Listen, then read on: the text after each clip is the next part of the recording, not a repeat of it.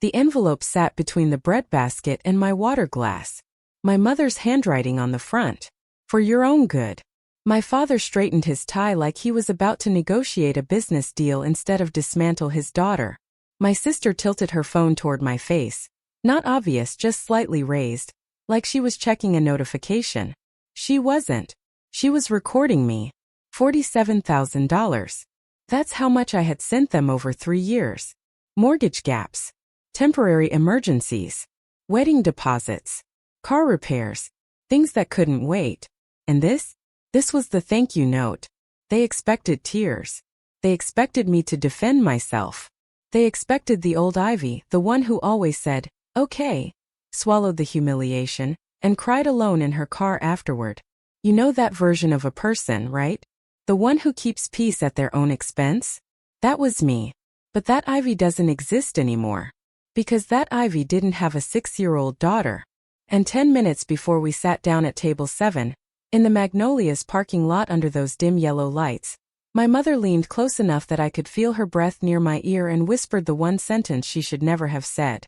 If you don't sign it, we'll think about what's best for Lily. Let me tell you something.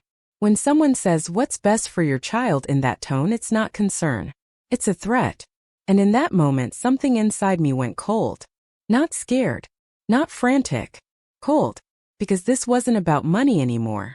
This wasn't about a wedding contribution or family boundaries, or whatever language they'd rehearsed. This was about custody. The restaurant was full. Soft jazz. Candlelight. Glasses clinking. People celebrating anniversaries and birthdays, completely unaware that at table 7, a quiet ambush was unfolding. The breadbasket sat untouched between us. The ice in my water glass melted slowly, tapping the side like a nervous metronome. And that white envelope just waited. My mother folded her hands like she was praying for me. We're concerned, she said gently. Concerned. That word has cost me years of peace. My father finally looked at me, but only briefly. This is just what's best for everyone. Best for everyone. You know what that usually means? It means I'm about to lose something. Brooke still wouldn't look at my eyes. She was watching her screen. Monitoring. Waiting for the breakdown. Because in their story I'm unstable. I'm emotional. I make impulsive financial decisions. Never mind that I've been the one wiring money at midnight, so their electricity doesn't get shut off. Never mind that I've been the one transferring thousands without contracts or repayment schedules. In their version of reality, I'm the fragile one. I didn't open the envelope right away. I just stared at it. The outside was handwritten, my mother's neat, pressed letters. But I already knew the inside would be typed. Formal. Structured. Legal sounding. Why handwrite the envelope but type the letter? Why bring it to a restaurant instead of their house? Why bring a phone already recording? Because public places suppress emotion. Public places make women lower their voices. Public places create witnesses, the kind that hear tone but not context. They thought the setting would shrink me. 3 years ago it would have. 3 years ago, I would have opened it immediately and apologized for something I hadn't done. 3 years ago, I would have begged them not to escalate. 3 years ago, I would have signed. But 3 years ago, Lily wasn't old enough to ask questions. Now she is.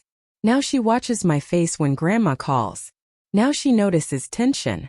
And when my mother whispered that line in the parking lot, if you don't sign it, I realized something. They weren't asking. They were assuming compliance. I finally pulled the letter out. Typed. For paragraphs. Measured language. The kind that sounds calm but carries consequences. Brooke adjusted her phone slightly higher. She thought I didn't notice the faint reflection of the recording screen in her water glass. They weren't documenting this for memory. They were documenting it for leverage. They expected tears. They expected me to raise my voice so they could say, see? This is what we're worried about. They expected me to prove their narrative right. Instead, I felt something else. Clarity. Because once someone threatens your child, the fog disappears. You don't have to read it now, my mother said softly. We just need you to sign. Just sign. Just erase yourself quietly. Just make this easy. Around us, someone laughed at another table. A waiter hesitated near ours, sensing tension without understanding it. The world kept moving. But Table 7 had narrowed into something precise. They thought they controlled the setting. They thought they controlled the narrative. They thought they controlled me. What they didn't know was this. There wasn't just one envelope on that table. And I wasn't the only one who came prepared. I held the envelope in my hands for a long moment, feeling the weight of it like it wasn't just paper, but expectation. I hadn't even opened it, and yet I could hear their assumptions, their rehearsed lines echoing in my mind. They thought they had me. They thought the Ivy who always said okay, who cried alone in the car after every small defeat, would take the bait again. I unfolded the letter slowly. The paper was crisp, professional but sterile in tone. Typed formal, calculated. 4 paragraphs. Each one designed to chip away at me quietly, meticulously, like a sculptor carving away at stone until there was nothing left to stand on. The first paragraph. We're concerned about your financial stability. I laughed quietly under my breath, just enough that my sister noticed. They had no idea. They had no idea that the $47,000 I'd sent over the last 3 years was more than enough to stabilize them, cover their emergencies, pay for whatever indulgences they needed. If only they'd ever asked me. Instead, they had leaned on me silently, thinking they could push me without consequence. The second paragraph. For Brooke's future, distance is necessary. Distance. For my daughter's sake, they said. A subtle implication that my involvement was dangerous. That I, who had fought to protect and provide, was suddenly the threat. I glanced at Brooke, sitting quietly nearby, completely oblivious to the full magnitude of their manipulations, but sensing the tension. Her small hand rested on mine. That small connection grounded me. The third paragraph was the most insidious. Relinquish contact with extended relatives. No involvement in family events. No discussion of money. Just erase yourself from the story. My stomach twisted. They weren't just trying to control me. They were trying to rewrite history. They were trying to erase everything I had done, everything I had sacrificed. All the late nights, the missed vacations, the careful balancing of bills and needs, all to keep them afloat. And now I was being asked to sign it away. And the fourth paragraph. The threat. If you refuse, we will take steps. Vague. Ambiguous. But heavy with meaning. Legal jargon wrapped in the softest, most polite tone possible. They wanted me scared. They wanted me to submit. They wanted me to shrink. I looked around the table. My mother, her hands folded delicately like she was praying. Gentle voice, soft inflections, weaponized gentleness. My father, speaking with finality, the way a judge might, as though there were no room for negotiation. My sister, eyes on her phone, not even looking at me. Watching, waiting for the unraveling. Ivy, they must have thought, will fold. Ivy, they thought, will beg. Ivy, they thought, will cry. I didn't. I reached into my purse and pulled out my own document. Screenshots, receipts, texts, highlighted totals, a forensic chronicle of every penny I'd sent. Every promise broken. Every manipulative whisper disguised as concern. I laid them out slowly, deliberately, piece by piece. Each one a mirror reflecting the truth back at them. The silence around the table thickened. My mother's soft voice, the one she used to manipulate, faltered. My father's finality wavered. My sister's phone lowered slightly, as though the reality was more powerful than the story she had been recording. Let me ask you something, I said, my voice calm but steady, directing it at all of them. How much have you sent them, Brooke? Silence. The room held its breath. The hierarchy, once unquestioned, began to crack. Authority built on secrecy, on manipulation, on the assumed compliance of one woman, it began to crumble. I glanced at the other tables. People shifted in their seats, curious, sensing tension without understanding context.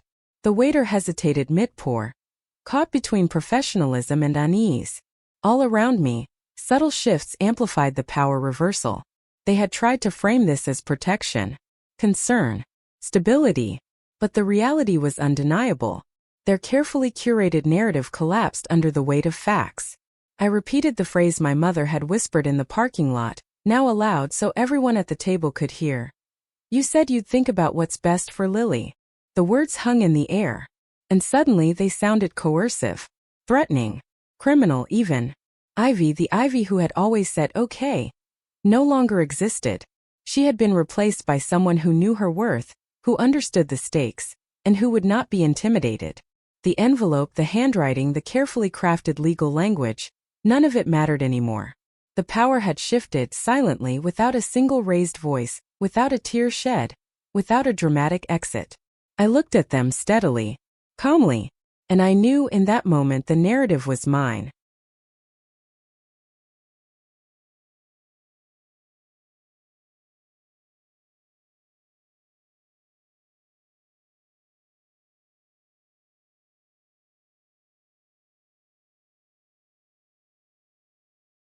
I reached into my purse and pulled out my own envelope, the one I had prepared long before stepping into that room. It wasn't dramatic, and it wasn't meant to be. There were no speeches rehearsed, no threats whispered under my breath. It was quiet, methodical, precise. I began laying out the contents slowly, carefully, in the middle of the table. Each piece a small, undeniable fact. Screenshots from Venmo, totals highlighted in bright yellow, timestamps showing payments over months and years. Text messages where they had asked me for money late at night. "Don't tell Brooke. We'll pay you back after the wedding." Texts I had saved, organized, a chronicle of manipulation and expectation. Each item placed on the table added weight, physically and emotionally. The breadbasket, the melting ice in my glass, the small coffee cup all seemed to fade into the background. This wasn't about decor or appearances anymore. This was about truth, and it was sitting right there, undeniable, visible to everyone. I could feel their eyes on me. My mother's hands, once folded in prayer-like gentleness, twitched slightly. My father's jaw tightened, a tremor in his usual composure. My sister's phone lowered just a fraction, curiosity winning over the performative recording she had started. Even the waiter, hovering politely nearby, seemed to sense the shift in power, the gravity of what was unfolding. I took a slow breath and addressed them, calm and steady. "Let's talk about something simple. How much have you sent them, Brooke?" Silence. That silence stretched. And in that pause, the balance of authority cracked. They had always relied on my compliance, on my willingness to absorb, to give, to sacrifice. That assumption, that quiet submission, was shattered in a heartbeat. I wasn't angry. I wasn't yelling. I was presenting evidence. Facts. Reality. And facts cannot be denied with tone or volume. I explained each piece methodically. "This is Venmo. These are transfers month by month, year by year. Look at the totals. Each message, see the timestamps. Each request you made. Each promise to repay. How much have you returned?" My voice didn't tremble, though my heart raced. Calmness was deliberate. It was a strategy. The more I remained steady, the more their discomfort grew. My mother's micro-expressions betrayed her. The softness of her voice wavered. My father's tone, usually unwavering, faltered under the weight of facts. My sister lowered her phone, just enough to show that reality was more important than the recording she had planned to use as leverage. Nearby, the other diners shifted. Some glanced subtly toward us, drawn in by the tension. The small restaurant seemed suddenly charged, intimate, every movement magnified. People leaned slightly, sensing without knowing. Power doesn't always announce itself loudly. Sometimes it creeps in quietly, and right then I could feel it settling at my fingertips. Each screenshot, each highlighted amount, each text message was a nail in the coffin of their carefully curated narrative. They had tried to frame this as concern, as protection, as guidance. But the reality they had built, the web of manipulation they spun over years, could not withstand this forensic presentation of truth. I could feel the subtle shifts. The power had begun moving. Not dramatically, not with a shout, but with the quiet, undeniable weight of evidence. My mother's whisper in the parking lot replayed in my mind.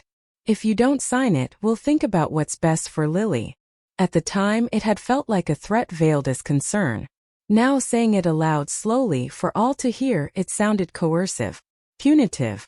And now, in front of witnesses, it had a gravity they hadn't accounted for. I repeated it clearly to them and anyone else who might be listening. "You said you'd think about what's best for Lily." The words hung there. They were no longer an innocent parental suggestion. They were a confession of coercion. The silent threat behind the formal letter, the manipulations hidden in kindness and tone, all became visible under the weight of my evidence. I glanced at my daughter, who sat quietly at the edge of the table. Her small hand rested in mine.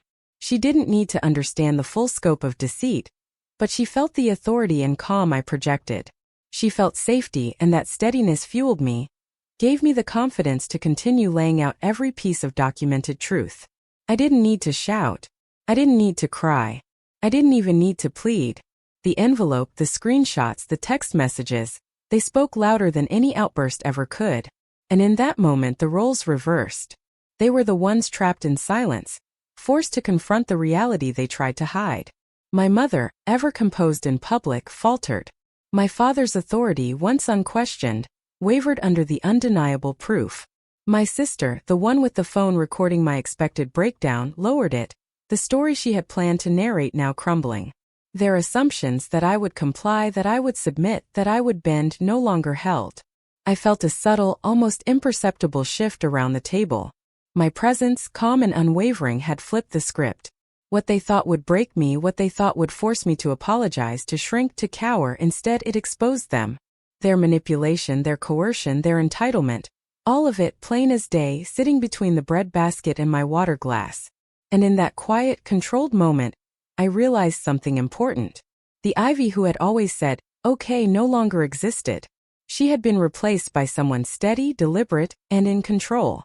Someone who could show truth without screaming, without anger, without spectacle. The public, the witnesses, the waiters, even my daughter, all of them saw it.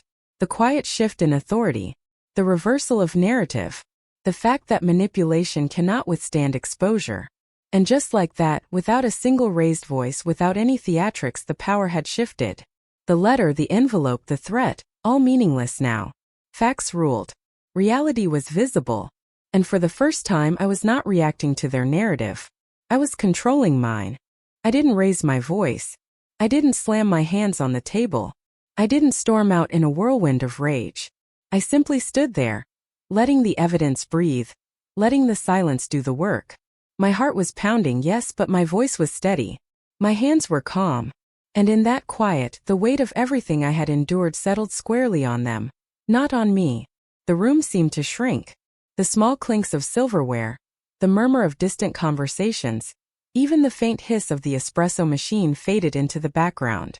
Only the table, only my mother's soft gasp, my father's tense jaw, and my sister's lowered phone mattered. Each item I had laid out, screenshots, Venmo records, texts, highlighted totals, was like a small drumbeat of truth, relentless and undeniable. I looked at them one by one, slowly, deliberately. My mother's face had gone pale, her eyes darting between the paper and me. She had always relied on her calm, soothing tone to mask manipulation, to make coercion feel like care. But now, in front of witnesses, her carefully curated mask was cracking. The softness that used to bend me, that used to lull me into compliance, now made her look unsure, hesitant. My father, who had carried himself like the unshakable head of this family, now sat rigid, his tie slightly askew, fingers gripping the table edge. Authority had once been his shield, his power. But facts are heavier than pride. And for the first time his authority was powerless. He couldn't lecture, he couldn't charm, he couldn't intimidate. All he could do was sit in silence as the reality they had tried to hide, the pattern, the manipulation, the repeated betrayals, played out in front of everyone. My sister's phone, which she had angled to capture my expected breakdown, had lowered almost entirely. The story she wanted to tell, of me as unstable, emotional, easily swayed, was collapsing in her hands. Her mouth opened slightly, then closed. She had nothing left to narrate because the truth didn't need a narrator. It spoke for itself. Nearby tables were no longer just background. Guests leaned in, subtle glances exchanged. Even the waiter, once politely hovering, froze mid-step, sensing that the quiet had turned into power. Power didn't need volume. It didn't need drama. It needed only clarity, presence, and unassailable truth. And that was exactly what I brought. I shifted slightly, making sure the envelope and its contents were fully visible. Every highlight, every date, every message had been chosen with care. I wasn't trying to humiliate. I wasn't trying to shame. I was showing what had been happening, not through anger or accusation but through evidence. Each piece was a story in itself, a thread in the larger tapestry of manipulation. And then I let the silence stretch. It was uncomfortable, almost painfully so. My mother's hands twitched. My father's jaw tightened. My sister's lips pressed together. An almost imperceptible nod betraying the recognition that she had misjudged the situation. Everyone at table 7 was caught in that tension, caught between what they had done and the quiet but unflinching presentation of reality. I didn't need to shout because the room already knew. They could see it in my posture, the calm with which I placed each paper. The betrayal wasn't abstract anymore. It wasn't whispered behind closed doors. It was there in front of witnesses, undeniable, impossible to ignore. I thought about the parking lot moments earlier, the whispered words from my mother. If you don't sign it, we'll think about what's best for Lily. At the time, it had sounded like a threat veiled in concern. Now, repeating it aloud, it carried a new weight. It wasn't subtle anymore. It wasn't a gentle warning. It was coercion. Plain and simple. And now, with facts laid bare, it sounded criminal. I repeated it softly, firmly, so everyone could hear. You said you'd think about what's best for Lily. The air shifted. I saw it in their faces. My mother's lips parted slightly, a quiet realization dawning. My father's eyes flicked nervously from the envelope to me. My sister's phone was fully lowered now, her expression revealing the cracks in the story she thought she controlled. Their narrative, built on secrecy and manipulation, was gone. Just like that. Quietly. Calmly. Unassailably. I didn't gloat. I didn't smirk. I didn't celebrate. That would have been for someone else. I wasn't there to punish. I was there to reclaim control. To show that boundaries, when combined with clarity and evidence, are far more powerful than anger or shouting. The strength wasn't in the envelope itself. It was in the calm, unyielding delivery, the presence of someone who knew the truth and refused to bend to intimidation. I could feel the social ripples spreading. The small-town dynamic ensured that news like this traveled. Whispered comments at church, careful observations at the salon, sideways glances in the grocery store. All of it amplified the quiet power shift. My presence alone, standing calmly and methodically, challenged their narrative in ways shouting never could. The secondary consequences started unfolding almost immediately. If my sister had been engaged, her fiancé would begin asking questions about finances, about contributions, about what had really been happening behind the scenes. Trust, that fragile currency, destabilized. And the wedding tension, previously manageable under the illusion of family compliance, now began to crack. I repeated to myself silently, grounding myself. No theatrics. No shouting. No vindictive displays. Just evidence. Just facts. Just boundaries. That quiet, methodical demonstration of truth became the turning point. It wasn't loud, but it was lasting. And finally, I rose from the table, placing my crutch lightly against the chair. I didn't run. I didn't slam doors. I simply walked away, steady, composed, leaving the envelope and its contents where they could not be ignored. Every chair scrape, every muted footstep, every hesitant glance back confirmed the shift. Power had moved. Authority had shifted. And I had stayed true to myself, calm and deliberate, reclaiming the narrative without a single raised voice. The lesson lingered in the air. Power does not need noise. Authority does not require fear. Truth, combined with clarity and presence, is louder than any scream, and far more permanent. And in that quiet, controlled moment I realized, the Ivy who had always said okay was gone. In her place stood someone who could protect her daughter, herself, and her future, without drama, without shouting, without compromise. A few days later my phone rang. I already knew who it was. The name on the screen wasn't surprising, but the tone of the call was. My father, calm but laced with that old, quiet pressure, was calling. The electric bill is overdue. The mortgage is late. After everything we've done for you. He didn't need to finish. I already understood the weight behind his words. This was the classic reversal, the attempt to drag me back into the cycle I had spent years trying to escape. A subtle guilt trip, dressed up as concern, carefully crafted to make me feel responsible for problems I hadn't caused. It was the same script, just a new scene. I paused. I could hear him expecting that familiar sigh, the one I always gave before compliance. He wanted the Ivy who said okay, the one who would quietly absorb stress, write checks, and nod politely, all while being emotionally manipulated. But that Ivy no longer existed. Instead, I leaned back in my chair, phone pressed lightly to my ear, and let the silence stretch. Long enough for him to notice that his words had landed on something immovable. Calm, measured, and deliberate, I finally spoke. I've taken care of my responsibilities. I'm not stepping back into a pattern that's been used to control me. You'll need to manage the rest on your own. Pause on the other end. I could almost hear him recalculating, trying to figure out if this was anger, or fear, or just a new kind of determination he couldn't easily manipulate. I hung up without another word. I didn't need to. My message had been delivered. Quietly, firmly, without drama. The power of boundaries isn't in yelling. It's in enforcing them consistently. It's in letting others know without theatrics that the rules have changed. I checked my phone again, reviewing the screenshots I had taken over the past few weeks.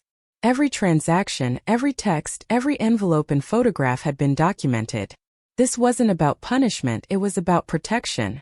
About creating a record, a foundation for my daughter's future, and a safeguard against anyone who might try to blur the lines between care and control. I sat for a moment, letting the reality sink in. For years, my financial generosity had been used as a tool against me. My willingness to say okay had been exploited. Now, for the first time, it felt like I was reclaiming that energy, not in anger, not in retaliation, but in clarity. That was the quiet victory. That was the lesson. I glanced at Lily, sitting at the kitchen table with her homework spread out before her. Her pencil moved across the page with focus, completely absorbed in her own little world. No tension, no fear, no guilt passed between us. That stability was now mine to give, without compromise. Watching her, I realized how far I had come.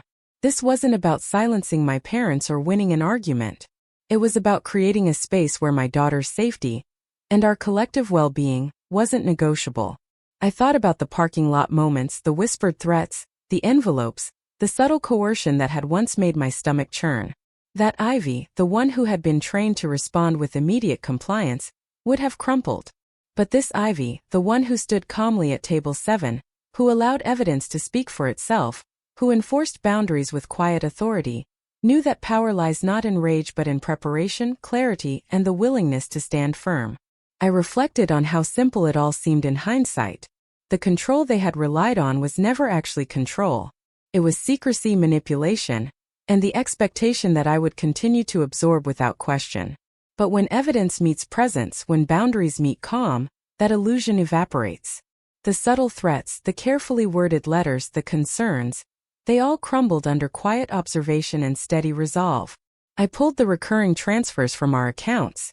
Every autopayment that had been siphoning funds, every financial thread that could have been used to influence or manipulate was disconnected. No explanation needed. No confrontation required. Just finality. Screenshots of confirmations were archived, ready if ever needed. I didn't gloat. I didn't announce. I simply acted. And in that action the control shifted. Later I received messages from extended family, whispers really asking questions about what had happened. Some expressed concern, some curiosity, some barely concealed relief. They had been watching from the outside, observing the cracks I had revealed without needing to see drama, and they understood something fundamental. This wasn't a performance. This was a redefinition of boundaries. Even Lily noticed the difference. She commented on how quiet it was, how calm.